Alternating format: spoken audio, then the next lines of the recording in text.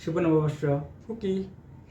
আজকে আমি পান্তা দিয়ে দই খাবো, মানে টক দই দিয়ে পান্তা ভাত খাবো। তো অনেকে তো ইয়ে খায়, ইলিশ মাছ দিয়ে পান্তা ভাত খায়, আবার শুটকি ভর্তা দিয়ে খায়, অনেকে অনেক ধরনের কিছু দিয়ে খায়।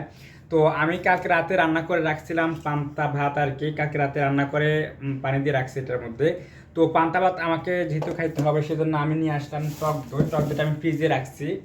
এটা হচ্ছে আমার মেন উপকরণ আর কি, টক দইটা আমার মেন উপকরণ।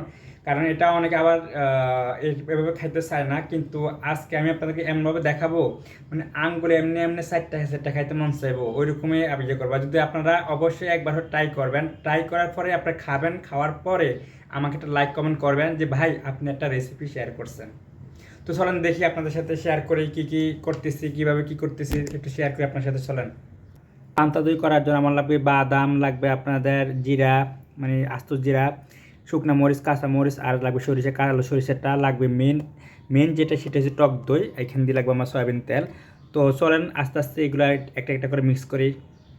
আমার পান্তা ভাত রেডি করার জন্য সুন্দর একটা পাতিল লাগবে, যেটা মাটির তৈরি। এটা যদি আমার দধির মানে পাতিল আর কি। তো আমি প্রথমে নিয়ে নিব পান্তা ভাত। এখানে আমি অল্প পরিমাণে পান্তা ভাত নিব, কারণ আমি একটু পরে আবার একটু বের হয়ে যাব, তো দেখা গেছে আমার আবার বাইরে খাইতে হবে, সেই জন্য আমি অল্প পরিমাণে নিয়ে নিব। তো আমি এখানে কিছু পরিমাণ ভাত নিয়ে নিলাম, দিয়ে দিলাম পেঁয়াজ। এখন দিয়ে দেবো টক দই। এই টক দইটা হচ্ছে আমার মেন,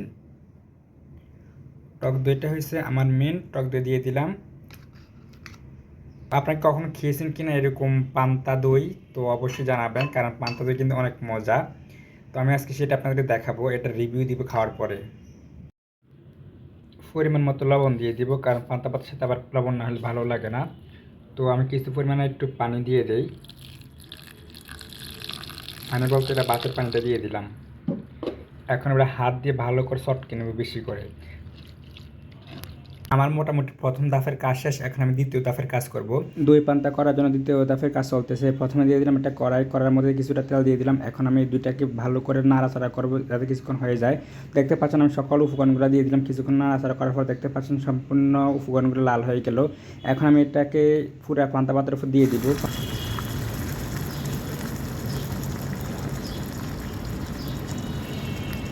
আমার মোটামুটি পান্তা দই রেডি। আমি যখন বাদাম এবং মানে যখন তেলটা ভাতের মধ্যে ডালছি না, এত সুন্দর একটা স্মেল বের হয়েছে, এবং এটা অনেকক্ষণ ধরে এটা ইয়ে করছে, মানে এটার উপরে বলক আসছিল। কিন্তু গাছ বিশ্বাস করে একটা দুঃখের বিষয়, সেটা হলো কি আমার ক্যামেরাটা অফ ছিল।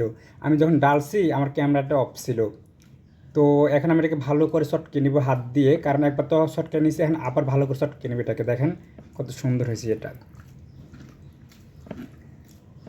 আর কে কী দিয়ে পান্তা ভাত, মানে পান্তা ভাতের সাথে কী কী দিয়ে খাইছো অবশ্যই এটা জানাবা।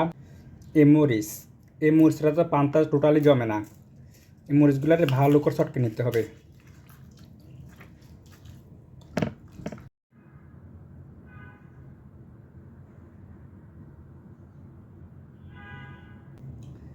পান্তা ভাত নিয়ে বসলাম খাওয়ার জন্য, মানে দই পান্তা আর কি।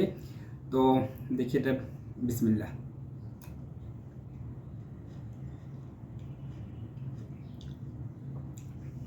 গাইস, এটা মুখে দিলে একদম কি বল, মনে হচ্ছে একটা অমৃত মুখে দিছে। তোমরা অবশ্যই ট্রাই করবা।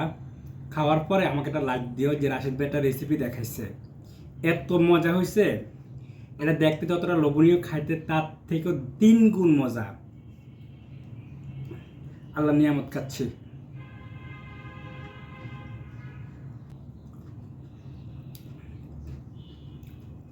মুখে দিলে একদম গলে যায়। তো সবাই ভালো থাকবেন, সুস্থ থাকবেন। যদি ভিডিওটা ভালো লেগে থাকে অবশ্যই লাইক করে এবং শেয়ার করতে ভুলবেন না। আল্লাহ হাফেজ।